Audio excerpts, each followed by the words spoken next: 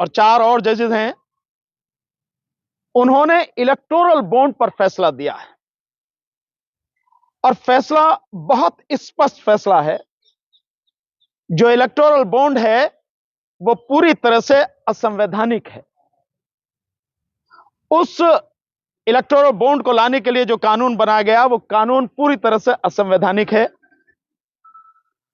जो income tax act में उसके लिए संशोधन किया गया था वो भी असंवैधानिक है, और जो उसके लिए कंपनीज एक्ट में संशोधन किया गया था वो भी असंवैधानिक है, और साथ में पीपल्स रिप्रेजेंटेशन एक्ट 1951 में जो संशोधन किया गया था वो भी असंवैधानिक है। कोर्ट ने बहुत स्पष्ट शब्दों में इन सबको असंवैधानिक घोषित किया है, और बहुत स्पष्ट शब्दों में कोर्ट ने कहा है कि देश के नागरिकों को सूचना के अधिकार अधिनियम के तहत यह जानने का हक है कि किस पॉलिटिकल पार्टी को कौन कंपनी या कौन पूंजीपति पैसा दे रहा है, कितना पैसा दे रहा है, यह जानने का उसको हक है।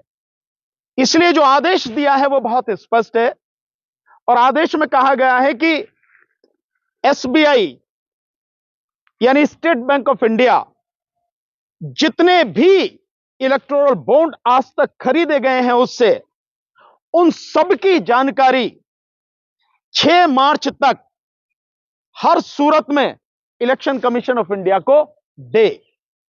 सारा बताए कि किस कंपनी ने कितना खरीदा और उसके बाद में वो किस पॉलिटिकल पार्टी को गया है, पूरा data election commission of India को 6 मार्च तक बताए। और साथ में एक और बात कही है कि इलेक्शन कमीशन ऑफ इंडिया को डायरेक्शन दी है कि 13 मार्च तक, यानी जैसे ही एसबीआई से उसे जानकारी मिले उसके 1 हफ्ते के बाद तुरंत बताए, अपनी वेबसाइट पर डाले, पब्लिक डोमेन में ये सारी चीजें आए कि किस पॉलिटिकल पार्टी को किस कंपनी ने, किस पूंजीपति घराने ने, किस पूंजीपति ने कितना पैसा इलेक्टोरल बॉन्ड के माध्यम से चंदे के रूप में दिया है।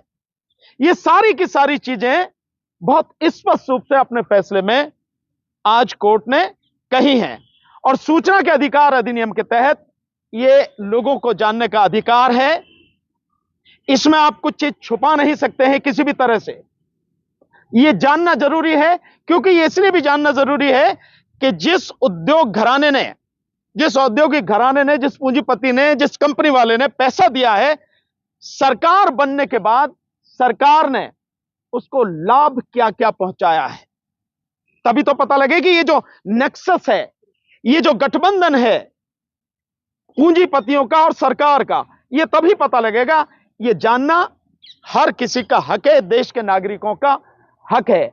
ये स्पष्ट आदेश आज सुप्रीम कोर्ट ने दिया है और इलेक्टोरल बॉन्ड को पूरी तरह से खारिज कर दिया है, उसको गैर संवैधानिक घोषित किया है। साथियों, हालांकि ये जो फैसला है बहुत अच्छा फैसला है। हम कोर्ट को इस बात के लिए बहुत बहुत धन्यवाद देते हैं। देश की जनता निश्चित रूप से आभार व्यक्त करती है चीफ जस्टिस ऑफ इंडिया की जो अध्यक्षता में कॉन्स्टिट्यूशन बेंच बनी है, उन सब का आभार। लेकिन यह फैसला भी बहुत देर से आया है, क्योंकि इस बीच में 15,000 करोड़ रुपया, 15,000 करोड़ से ज्यादा रुपया इलेक्टोरल बॉन्ड के माध्यम से पॉलिटिकल पार्टीज को गया है, जिसमें 72% से ज्यादा पैसा, बल्कि अब तो और भी ज्यादा जो बाद के समय में दिया गया, वो अकेले बीजेपी के पास में गया। यानी 11,000 करोड़ से ज्यादा पैसा अकेले बीजेपी के पास में गया है इसमें से।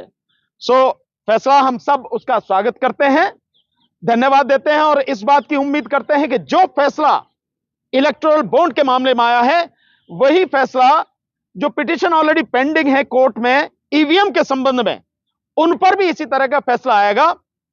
क्योंकि ये जो फैसला है, ये और ईवीएम का फैसला दोनों लगभग जुड़े हुए ही हैं।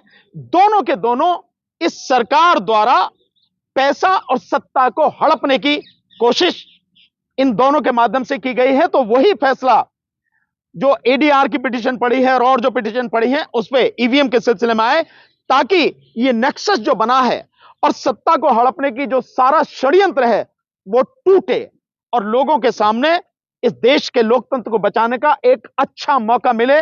लोग अपनी इच्छा से जिसको चुनना चाहते हैं, जिसको वोट देना चाहते हैं, उसको वोट दें, उसको चुने और एक निष्पक्ष सरकार चुनकर आए। सुप्रीम कोर्ट ने यह कहा है कि भाई लोगों को right to information, right to expression वो बड़ी चीज है, उसको खत्म नहीं किया जा सकता। और जो चोर दरवाजे से फाइनेंस एक्ट ला के सरकार ने कानून बनाया था, चोर दरवाजे से बनाया था। इतना महत्वपूर्ण कानून हमेशा ऑर्डिनरी वे जो तरीका है कानून बनाने का, पार्लियामेंट के सामने आके डिस्कशन और डिबेट के साथ बनाना चाहिए था, उसको फाइनेंशियल बिल की तरह पेश किया गया।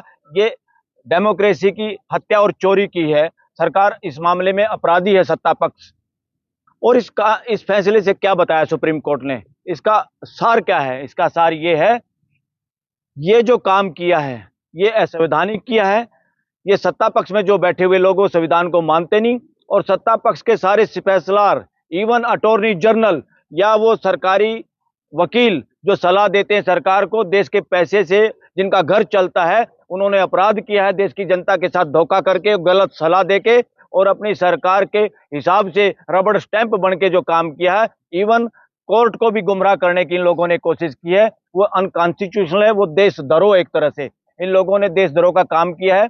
और रही बात ये क्यों किया गया, ये जो इलेक्टोरल बॉन्ड है इसका लाने का मकसद क्या आप लोगों को पता है? इसको लाने का एक ही मकसद था कि जो 2 नंबर का पैसा बीजेपी को मिलता था या जो ऐंठ रही थी वो लोगों से, या जिन लोगों को गलत तरीके से बेनिफिट पहुंचा के, पूंजीपतियों को जिनकी पूंजी कोरोना में भी बढ़ रही थी और देश के लोग इधर फ्री निःशुल्क राशन के लिए मजबूर हो रहे थे, ये वो बड़ा धोखा है, इकोनॉमिक धोखा इस देश के साथ षड्यंत्र है, देशद्रोह है।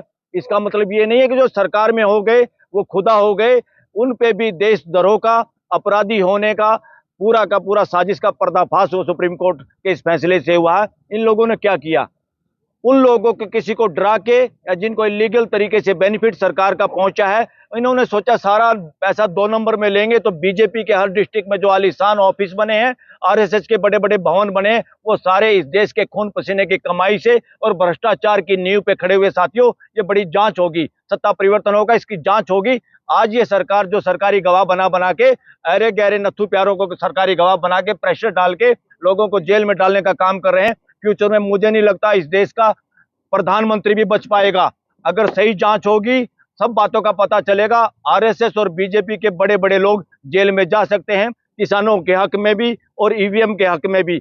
ईवीएम से दरअसल ये सरकार जो अब है सत्ता में, जो लोग हैं ये संवैधानिक तरीके से चुने हुए नहीं, ये चोरी चकारी से चुने हुए हैं। अगर सही जांच हो जाती, जहां 370 सीटों पे जो डाटा डिलीट किया है, इलेक्शन कमीशन भी इस देश का जेल में जाना चाहिए था अभी तक का, अगर सही तरीके से इसकी जांच होती। और बहुत सारा एक्सपोजर देश के सामने आ जाना चाहिए था, जिसमें देरी हुई है, पता नहीं क्यों देरी होती है। उसके बावजूद भी लोगों का उत्साह और लोगों का साथ इस मुद्दे के साथ